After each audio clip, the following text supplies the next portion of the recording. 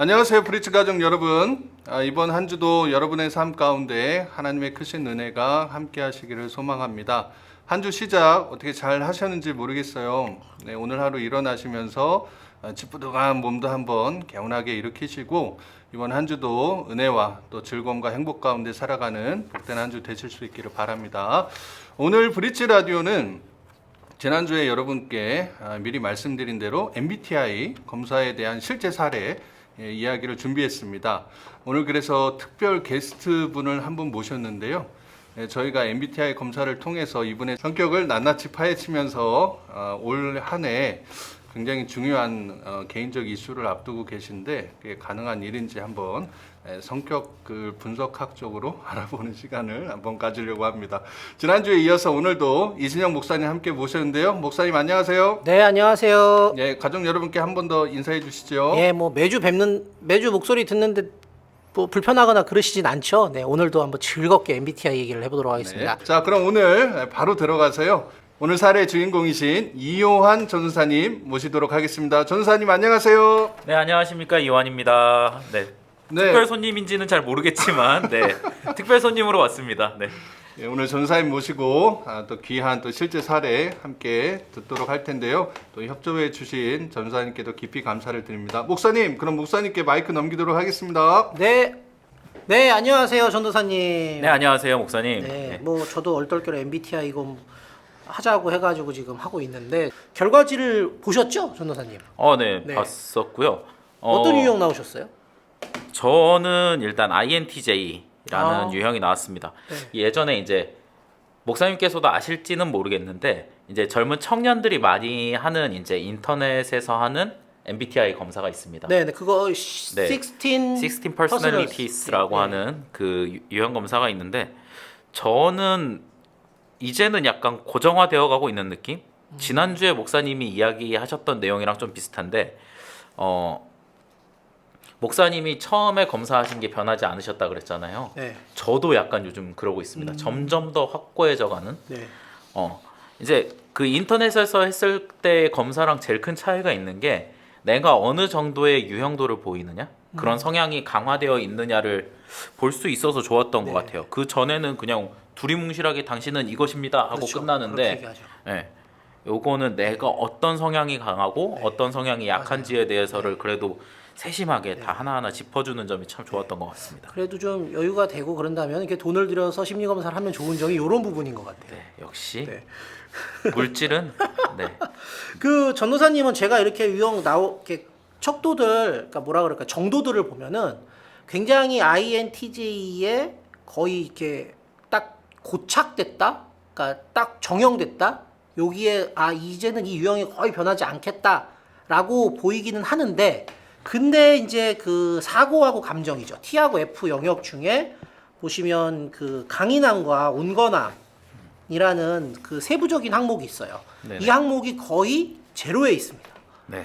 자, 이 부분은 어떠세요? 본인은 어떤 쪽에 가깝다고 생각했는데 뭐 의외다라든지 나는 뭐 예상했던 대로다라던가. 그러니까 약간 혼재되어 있는 것 같아요. 일단 그 검사지를 보면서도 그런 거 있지 않습니까? 제가 이거를 선택하면 이쪽으로 간다, 저쪽으로 간다, 결과가 바뀔 것이다라는 게 보이는데, 그러다 보니까 다른 부분들을 체크하는 데 있어서는 어렵지 않았어요. 근데 이 부분을 체크할 때는 제 안에서 살짝 갈등이 생기더라고요. 네, 그런 것이 있었어가지고, 그러니까 저를 만나보신 분들은 알겠지만 제가 좀 뭐라 해야 되죠? 좋게 표현하면은 온순한 편입니다. 온순한 편이고, 또 나쁘게 표현을 하자면 한없이 다 받아주는 성격이라고 하는 분들도 계신데, 그런 점에 있어서는 이제 대인적인 측면에서는 약간 온건한 성향을 가지고 있는데, 또 반면에 이제 제 스스로에 대한 부분을 생각할 때는 또 되게 완고한 부분도 있거든요. 외유내강이시네요. 네, 그런 느낌이 좀 있습니다. 근데 MBTI 검사를 해보면 이 검사의 정도가 가운데 쪽에 모여 있는 부분들이 있어요. 근데 이제 옛날에는 우리나라 어른들이 야 너는 뭐 모도 아니고 도도 아니고 회색 분자냐 뭐 이제 그렇게 놀리셨는데, MBTI에서의 그 가운데 부분에 있다는 건 저는 가능성, 잠재력 이렇게 봅니다. 그러니까 뭐냐면 내가 어떤 환경에 처해지냐에 따라서 내가 그 부분을 굉장히 유연하게 움직일 수 있다는 거죠. 이런 면도 있고 저런 면도 있기 때문에 이 검사 내용의 그 검사지에 보시면 한쪽 색깔이 좀 가운데가 흐린 부분으로 돼 있잖아요. 네네네. 분류가 돼 있잖아요. 그 부분에 이제 모여 있는 내용들은 야 그럼 나는 이것도 아니고 저것도 아니면 뭐야?라고 생각하기보단 나는 양면성을 가지고 있으니까 양쪽으로 다 잘 적응할 수 있겠구나라는 그런 형태로 이해를 해주시면 어떨까 해요. 전도사님이 보여주신 INTJ 유형은 주기능이 직관, 직관을 내 안으로 쓰는데 익숙하고 수월하고 편안한 유형입니다. 그러니까 직관이라는 거는 뭐냐면 뭔가 이 나의 수없이 많은 창의력과 상상력들 여러 가지 생각들이 있는 거죠. 이 생각들을 그냥 막 다른 사람들한테 이야기하고 뭐 그렇게 다니는 게 아니고 내 안에 넣어서 그것들을 정리하고 내 안에서 계속 생각해내는 거예요. 그러니까 다른 사람들이 보기에는 저 사람 뭐해? 뭐 하고 있는 거야? 라는 느낌일 수도 있는 거예요. 저도 이제 그런 말씀하시니까 딱 이제 드는 생각이 드는데 저희 부모님이 그런 말씀을 많이 하시거든요. 쟤는 도대체 뭘 하고 있는지 모르겠다고. 근데 이제 저는 있으면서 온갖 생각을 다 하고 있는 거죠. 그럼요. 이제 뭐 예를 들어서 어떤 일을 해야 된다 했을 때, 그러니까 저는 약간 그런 성향이 있어요. 어떤 일을 할 때에 최악이 되지 않게끔 항상 대안을 한 두세 가지 정도를 항상 만들어 놓고 이제 뭔가를 하려고 하는 타입인데 그러다 보니까 네, 말씀하셨던 것처럼 일단 제 안에서의 갈무리가 먼저 일어나야지 뭔가를 시작할 수 있고 그러니까 사람들 보기에는 한없이 일이 좀 뭐라 해야 되죠? 쉽게 말하면 시작이 늦죠 항상. 남들보다 시작이 늦는 모습을 많이 보게 되는 것 같은데 그런 점에 있어서 제가 그런 성향이 있었기 때문에 그렇지 않았을까라는 생각을 하게 됩니다. 그렇죠. 그래서 이제 그렇게 생각들을 내 안에서 계속 생각하고 고민하면서 뭔가를 이렇게 새로운 것들을 고안해내고 하는 그런 부분들을 굉장히 탁월하게 잘하죠. 그 다음으로 잘하는 영역은 이제 그렇게 생각한 영역들을 내가 정리를 해서 다른 사람들한테 이야기하는 거예요. 바깥으로 표현을 하는데 근데 이게 막 뭐라 그럴까요? 유창하고 화려하고 이렇게 된다기보다는 아주 솔직 담백하게 중요한 것 중심으로만 딱딱딱 이야기하는 게 나는 편한 거예요. 근데 또 그 이야기 하시니까 또 옛날 생각이 한 번 나는데 고등학교 때였나요? 제가 고등학교 때 반장 선거를 나간 적이 있습니다. 정확히는 부반장을 뽑는 자리였었는데 이제 3명의 친구가 나왔어요. 그래서 보통 이제 선생님들이 그러지 않습니까? 자, 이제 후보들 나와가지고 공략 한번 해봐. 이제 그러면 첫 번째 친구가 뭐 자기는 반의 협동을 위해서 열심히 헌신하겠습니다, 노력하겠습니다. 또 다른 친구는 저희 반이 공부하기 좋은 반을 만들겠습니다. 막 이런 이야기를 했었는데 저는 그 자리에서 3번째 나가가지고 그랬어요. 피자야 햄버거야 그랬어요. 어차피 그런 거는 중요하지 않아. 너희들이 원하는 건 피자냐 햄버거냐. 그렇죠. 요거가 중요하기 때문에 저는 그것만 이야기했었던 적이 있었거든요. 네. 말씀하신 게 그대로. 네, 딱 이렇게 정제된 것만 딱 얘기하고 더 이상 얘기를 하진 않아요. 굳이 막 첨언을 그쵸. 하고 네, 화려하게 붙이고 화려하게 미사역으로 붙여서 이야기하고 그런 거 잘 못하겠어요. 딱 필요한 말만 딱 네. 하고 멈추죠. 네. 그러면 이제 뭐 제가 요것도 설명을 드릴게요. 그러니까 지금 뭐 3차 기능하고 열등 기능이라 그래서 잘 써지지 않는 쓰기 어려운 그런 기능들도 있는데 우선 감정을 내 안에 담는 거예요. 그러니까 딱 나오잖아요. 생각을 많이 담다 보니 감정을 마음 안에 담기가 그렇죠. 쉬운 게 아니에요. 네. 생각들이 이미 많은데 네. 그렇죠? 그리고 그 감각을 그러니까 내가 이렇게 보고 듣고 맛보고 뭐 이렇게 경험한 것들 만지고 했던 이런 것들을 바깥으로 표현해서 설명해내는 것 이런 것은 좀 어려운 거예요. 그렇죠. 네, 그러니까 이 얘기는 뭐냐면 내가 갖고 있는 생각을 정리하는 거는 수월한데 내가 이렇게 경험해 본 거 있잖아요. 경험해 본 것을 나누기는 조금 어려운 거예요. 그래서 이 부분은 나중에 이제 40대가 지나고 어느 정도 되면 제 생각에는 이거는 아직은 뭔가 내 생활 자체가 나 혼자 앉아서 뭔가 생각을 하고 그 생각을 정리하는 게 좋으니까 그걸 많이 해서 그런 거거든요. 근데 나이가 들어가면 어쩔 수 없이 경험의 폭은 넓어지기 때문에 이런 부분들은 자연스럽게 어느 정도 해소가 되지 않을까 라는 생각은 듭니다. 네, 저도 이제 그 부분에 대해서 조금 이제 고민하게 되는 부분 중에 하나가 어쨌든 일단 제가 가는 길 자체가 목회자라는 길이잖아요. 목회자라는 단어의 뜻에도 있듯이 제가 성도들을 직접적으로 뭐 감정적으로든 혹은 다른 부분에서든 제가 케어를 해야 되는 부분이 있는데 그 부분이 제가 굉장히 약하다는 생각을 많이 하고 또 그런 이야기도 주변에서 많이 들어요.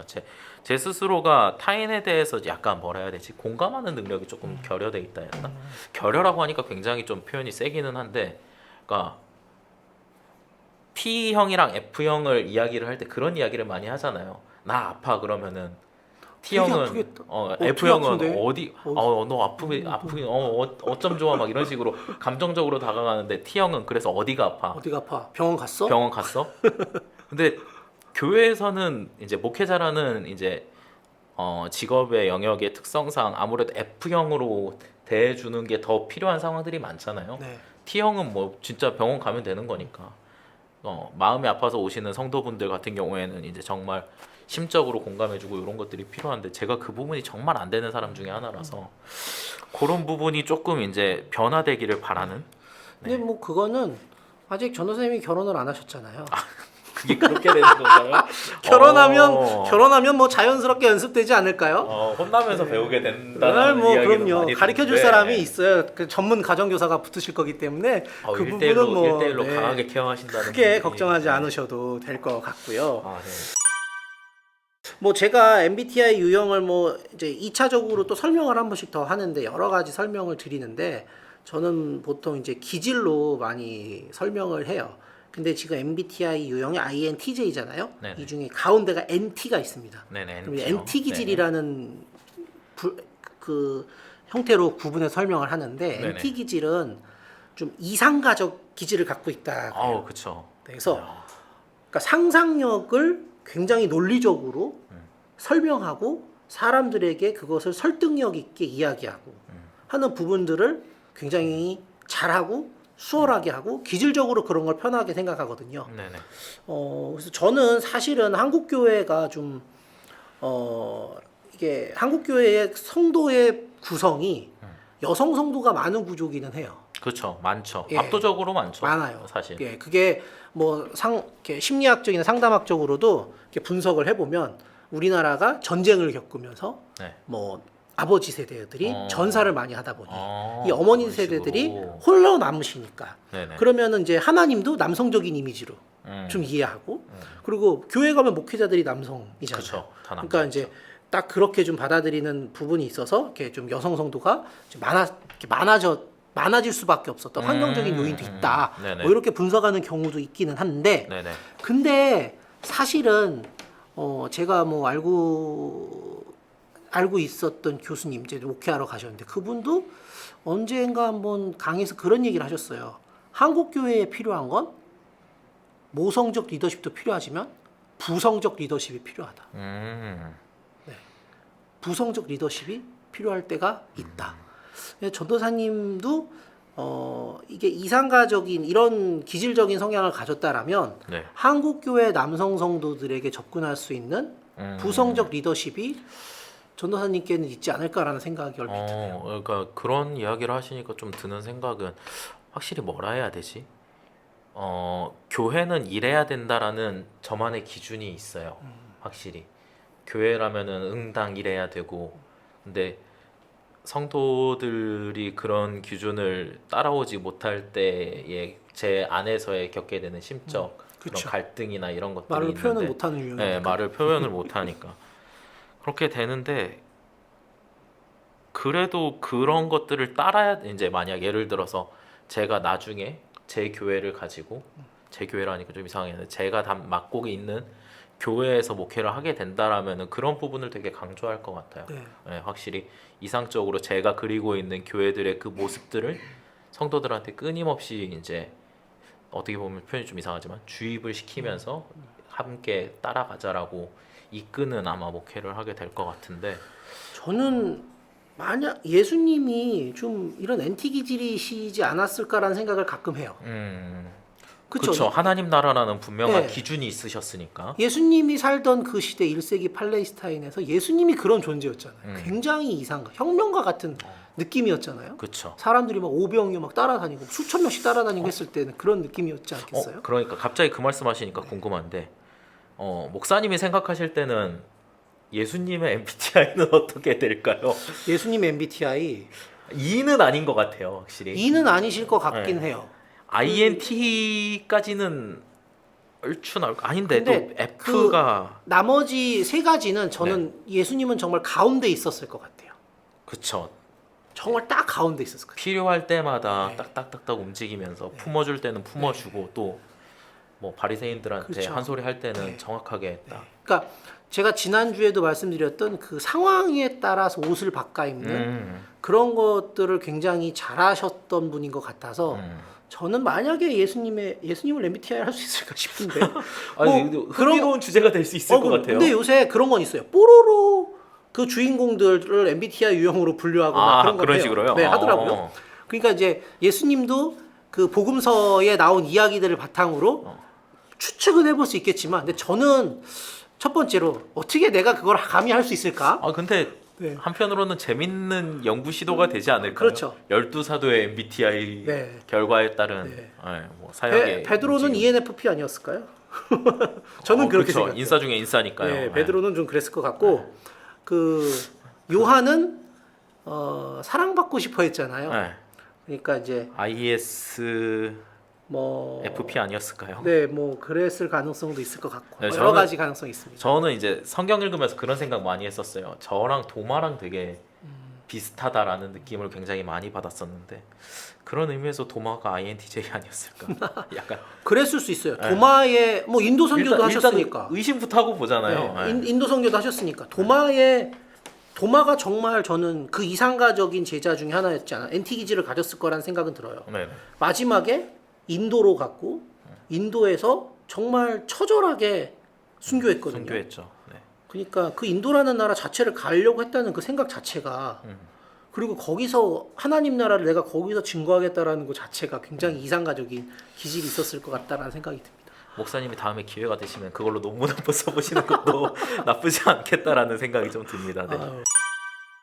그래서 우선은 전도사님의 MBTI 유형은 독창적인 마인드를 가지고 자신의 아이디어를 수행하고 목적을 성취하는 데 대한 커다란 욕구를 지니고 있다. 이게 총평에 이렇게 돼 있어요. 네네. 외부 사건에 대한 패턴을 재빨리 파악하며 광범위한 해설과 전망을 개발한다. 위임받으면 이를 조직화해서 포괄적으로 수행한다. 회의주의적이고 독립적이며 자신과 타인에 대한 능력과 수행에 있어서 높은 기준을 지니고 있다. 높은 기준을 지니고 있다라는 표현에서 친구가 엊그저께 한 이야기가 생각나네요. 야, 네 밑에서 있는 사람은 다 죽겠다. 그 그 소리를 친구가 했었는데. 이상가적 기질이 있으니까 그렇죠. 저는 좀 그거를 좀 네. 푸시하는 스타일이라.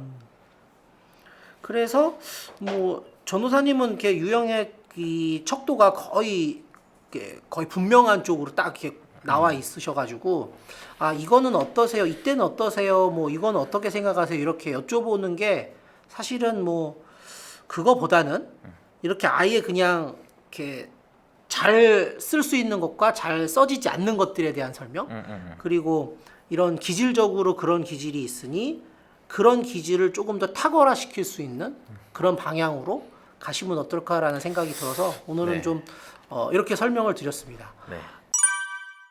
자, 이렇게 해서 우리 전도사님의 MBTI에 대한 이야기를 나눴고요. 언제 한번 우리가 진짜 전도사님의 베스트라고 하는 ENFP 유형을 가진 분을 모셔서 한번 ENFP를 가진 분은 어떤 삶을 살고 있나 얘기를 또 한번 들어보면 재밌을 것 너무 같은데. 궁금하죠, 또 그런 엄청 부분은. 궁금하네요. ENFP의 유형의 별명이 뽀로로예요, 뽀로로. 노는 게 제일 좋은 분들. 노는 게 제일 좋아. 친구들 모여라. 언제나 즐거워. 뭐 이렇게 너무 재밌어요. ENFP는 삶이 항상 재밌거든요. ENFP 유형을 한번 모시고 한번 또 인터뷰가 가능하면 좋겠다라는 생각이 듭니다. 그런 분들이 꼭 주변에 계셨으면 좋겠네요. 그니까요. 아이고야. 알겠습니다. 그래서 오늘 또 우리 전도사님 귀한 시간 내서 또 MBTI 또 전도사님의 유형을 나눠주셨는데, 자, 저는 뭐 굉장히 즐겁고 유익한 시간이었습니다. 저도 유익한 네. 시간이었습니다. 전도사님 마지막 소감 말씀해주시고 우리 마무리하면 될 것 같거든요. 네. 그러니까 제가 약간 모호하게 가지고 있었던 제 성향적인 모습들을 약간 도식화해서 볼 수 있었던 점이 제 성향에는 너무 잘 맞더라고요.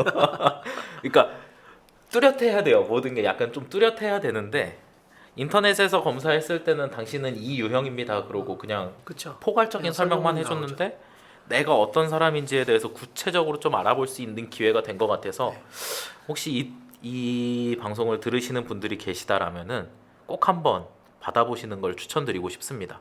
해보시면은 본인에 대해서 조금 더 잘 아는 계기가 될 수 있을 것 같다는 생각이 듭니다. 검사를 이렇게 받아보시는 게 좋고 아니면은 이 설명을 잘 듣는 게 중요한 것 같아요. 저는. 네, 그러니까 그냥 단순하게 그냥 문자에 써 있는 것만 보면 난 이런 사람이야라고 규정하게 되거든요. 근데 그게 아니라 나는 이런 게 편하지만 또 나의 다른 면은 뭘까를 이렇게 이야기하고 고민해 볼 수 있는 그 과정이 중요하거든요. 그래서 혹시 기회들이 되시면 그 MBTI 뭐 전도사님 말씀하신 대로 검사를 받아보셔도 좋고 아니면 자기 유형에 대한 설명을 좀 충분히 들어볼 수 있는 기회들이 한 번씩 있으시면 좋겠다라는 제 작은 바람이 또 있습니다. 자, 그러면 오늘 이렇게 해서 우리 전도사님과 함께 즐거운 MBTI 이야기 나눴는데요. 우리 브릿지 가족 여러분들도 많은 도움이 되셨는지 모르겠습니다. 자, 그럼 우리 브릿지 가족 여러분들 건강하시고요. 다음 시간에 또 찾아뵙도록 하겠습니다. 감사합니다. 감사합니다.